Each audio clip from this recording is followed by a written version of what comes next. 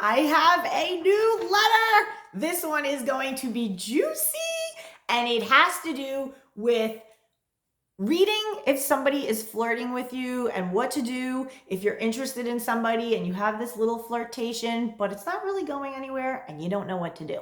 All right, let's get into this letter. This one's exciting. It's from a woman. I'm not going to give her name, but she's 24 years old and she's a pro wrestler. How cool is that? And she writes me, found me online, and she said she's currently single. Her last relationship was in her career life, which she regrets. So she already knows mixing the professional with the personal, not so good. So she sometimes still has to be around her ex. Ooh. And he cheated on her with a fellow colleague, which he worked with. So this is drama. So what she did was she's trying to heal her life and she's trying to move on. So what she does is she starts to go to new gym classes to help with cardio and just changing her routine around for a clearer mindset. So oftentimes when we go through breakups, it's very important that you change things up in your life. You need to go to a different gym, pursue new interests, maybe create new friendships, right? So when you go through a breakup, especially when you were cheated on, there's a lot of upheaval in that, a lot of healing that needs to happen. Okay, so I continue. So she goes to this new gym and she says, while doing so, she happened to meet a new boxing coach. She finds him really interesting. They have everything in common. She says she's been attending for a few months now and it's been very professional, but there's an occasional flirt. And she's struggling to read if he is interested in her or if he might be worried about pursuing anything romantically with a client, which makes total sense, right? A lot of people have, an ethical code where they don't pursue romantically, they don't romantically pursue clients. Totally makes sense. But she's liking this guy. He's kind of giving her the flirt vibes. So she says that she's been single for so long that she forgot how to read the signs or see the clues. She's beginning to block her own manifestations with her fear-based mindset. So this is common, too in your head, not in your heart enough. And I would say just have a natural, neutral, no attachment to the outcome conversation. And if possible, throw it out there and say, you're probably not the type that would pursue anyone that you coach. And just float it out there. Next time he flirts with you, be like, oh, you're so flirty and playful, but I know you're probably one of those guys who would never date somebody that they're coaching. You wouldn't want to mix personal with business, which is unfortunate. And give him a hint that if he was to ask you out, that you give him the green light. Give him a hint. If you asked me on a date, I would say yes, but you strike me as being the kind of person who wouldn't want to mix business with pleasure. So maybe I'll have to fire you as my coach so that I can date you. Learn how to be flirty back. Learn how to be playful and learn how to have confidence to bring something up like that. And that's what I teach my clients. I teach women and men too how to be more confident with dating so they can work through these kinks in dating that often come up. It's super normal. Many people can relate to this, I am sure. So let's continue. I asked her in this love life assessment, which you can get for free also on my website, lovequestcoaching.com, and she filled it out. So the question that I ask is, what patterns do you see in your love life? Is there anything that happens over and over? And she says that she subconsciously lets her thoughts, insecurities, and weaknesses come between what she is, who she is, and what she values to be happiness. She's always overthinking the worst case scenario that stems from feeling not good enough or not worthy of having a strong, healthy relationship.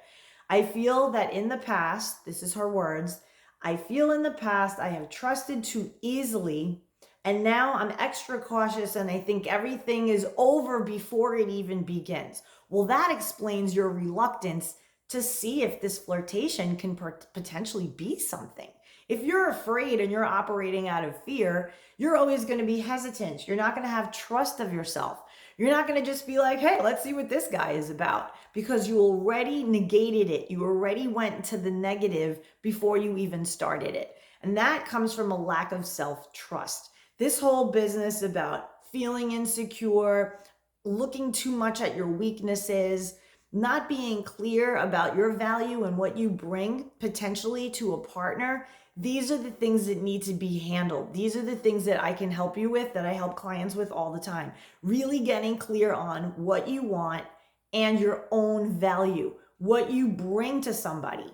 And a lot of people are very externally focused, and they don't really look at their past wounds, their past beliefs, the things that happened to them from growing up to present day that made them believe certain things about themselves. And so when we don't have healthy, strong, positive beliefs about ourselves, we end up in this type of turmoil when it comes to relationships and confusion. And the opposite of confusion is clarity. So we always want to have clarity. We want to have clarity about ourselves, because that is how we attract people who are clear and certain about us. So let's keep it moving. What 3 questions do you want answers to with regards to your love life? My main question is, do I just go for it and take a jump into a new routine and ask my coach more questions to understand the vibe? Do I sit back and let him decide this one for me? Or how do I read the signs of interest? So reading the signs of interest is more about feeling, right? It's about that feeling you get when somebody compliments you in a certain way that doesn't seem like a family member or a friend. It's like, there's something more. It's a feeling, it's an energy. And sometimes guys and girls can be very flirtatious by nature. And that's just their way. They're very gregarious, they're very flirtatious, they're playful, they're extra friendly, and it could be misconstrued as flirtation. But when you start to get closer to somebody and you start to learn about the things that they like and their values, and you're saying to me earlier that you have absolutely everything in common, that's showing that there's a connection there, that you're both, while working out together, you're revealing certain things about yourselves to one another. So why not pursue that in a playful, friendly way? You do not want to make the move, right? You're a pro wrestler. And for any woman, professional in that matter, you want to give permission for him to pursue you. And you do that by being flirtatious and playful and open energy, having an open energy, so that the man can take the lead and say, hey, I would love to take you out one night. Are you open for that? Are you available for that? And that's why I said earlier, you want to overcome any obstacle that is maybe playing out in his mind about you. Oh, she's a professional. She's a professional. Like, she's not going to date me. I'm just her coach. Why would she date me?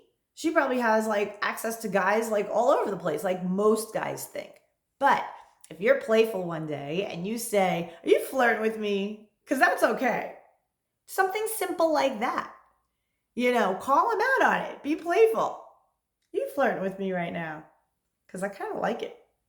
Right? Something like that. That's a green light move right there. So then you'll know if he's like, no, I'm not flirting with you. I'm just playing. It's going to stick in his head. And then either he's going to tone down the flirting if he's not interested. But if he is interested, he's going to make his move. All right, let's get into it. How would you describe your ideal relationship?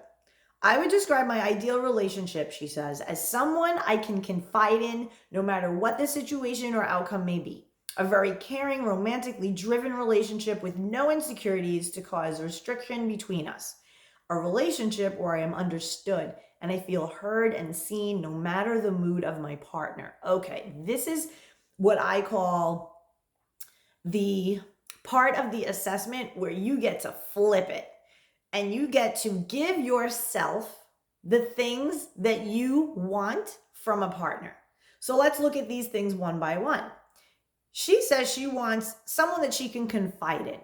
Okay, so that means transparency. That means forthcoming. How forthcoming and transparent and truthful are you with yourself? Do you believe that you can go to yourself with anything? That you are not in denial over certain things? That you actually know who you are and that you know what you have to give? So give yourself that. And as you do, you will become more open and more confident in your ability to read others. When you can read yourself and you know yourself, then you won't tolerate any ambiguity. There would be no ambiguity. There would be certainty, right? So this sounds like a very fun, playful, early stage relationship that is budding, and you are just too wrapped up in your head to let it happen and see where it can go and know confidently that, hey, if I flirt back with this guy and we go on 3 dates and we're better as friends, cool. At least I got to see it. At least I was able to pursue it and open myself to see it. But when you have an attachment to an outcome of every single guy has to be the one, then you're going to trip yourself up. Just be in an ease and flow. You don't have to know what's going to happen 10 steps ahead. Just enjoy your time with this person and get to know them better. Okay. The other thing that you can give to yourself too is very caring. Okay. So give yourself self-care, right? You kind of do that already because you're doing a lot of fitness stuff, but it is related to your career and your profession. So I encourage you to have a practice of self-care. Maybe it's a walk in the morning in nature, or maybe it's at the end of your day, a nice bath where you can listen to like good sound frequency music, which is available for free here on YouTube. And I give my clients a library of resources, and it's awesome because like I coach with people, they tell me what's going on with themselves, and then I have like all these cool audios and seminars and things included in my coaching that they can look at on their own in between our sessions. So it's phenomenal, and it really helps people move along quicker. So that said, let's keep it going. What do you think keeps you from having your optimal romantic partnership? Let's see what she says. Wow, she takes personal responsibility and she says, myself indeed. I feel sometimes I overlook the bad things and ignore the signs, and then they usually end up leaving for the same reasons. I feel I'm blocking my own manifestations with the mindset I have at the moment, which I can't seem to shift. So there's a lot of mindset of fear, of insecurity, a lack of confidence, like you're cool no matter what, and you just want to be open to dating and just meeting people and seeing like, what is this a fit for me or not, right? Just easy breezy, take it down a notch. This is what I help people to do. And I love the language she's using because she's talking about manifestation, right? Like manifesting love. And there definitely is an energetic component to this, which I teach. I'm an energy leadership master practitioner. So I teach people how to shift their energy in such a way that they can then manifest the things that they want the most. And if you watch my videos, you'll see that, my journey, I have, over 800 videos on my channel. And my journey began back in 2014. And you see the evolution of my manifestations and how I changed throughout my life in that time. And this is the work that I do to help people to do the same so that they too can have their optimal love life, that they can live even single. They can have an amazing, joyous life. It's not just, about like getting married and whatever, although I am married now. But I was single for a really long time and I was living an amazing, joyous life. And it led me step by step by step to the life that I have now. So how long was your longest relationship and what did it teach you? My last relationship was only 6 months long. I knew that it was wrong for me so early on, and how much sadness I felt and how much I held back the real me. I didn't recognize myself during this time. It taught me that I am enough for myself on the days I don't feel like it. It taught me to never change my caring ways for someone who doesn't see them anyway. Yeah, so this is about red flags. This is about understanding who is a fit for you and who is coming at you in a way that is appropriate and on point and aligned with the way that you want to be loved, receive love, care, kindness. Sometimes it's just not a fit, and better alone than in bad company, right? So you were in this relationship and you realized that there was a sadness to you and that it wasn't fulfilling you. So we need to feel fulfilled in ourselves so that we can bring a fulfilled self to a relationship. And then when people are self-fulfilled and they're really connected to themselves, and then they are in a relationship with somebody who isn't connected to them, they are going to feel the dissonance in that, and they're not going to tolerate it. They're going to advocate for themselves, and they're going to leave the relationship. They're going to say, you know what? I'm looking for something different, and I wish you well, and move along. Personal goals. My personal goals are to travel the world with the love of my life in a camper van with our dogs, enjoying the earth's beautiful sights. Gain the confidence and courage to be myself and live that way always. So I love this. I love that she's only 24 years old and she's having the courage and the maturity to really look at herself, to really take action, reach out to somebody. I'm almost, 52? So I could probably be her mom, right? If I had her young enough. And sometimes people don't have that impartial, unrelated person, mentor in their life where they could bounce this stuff off of. If she perhaps went to her mother with this kind of thing, she would get wonderful advice, but she would get advice from the point of view of her mom. Whereas I'm like that cool older aunt that could like come in and say, hey, listen, I don't have an attachment to this. I'm going to talk to you woman to woman, and we're going to get a lot of stuff handled. So I wanted to invite everybody. I'm hopeful that this helped you, and that, thank you, shout out to this lovely lady who was brave enough to, and, self-loving enough to take action and reach out and do this fabulous, assessment.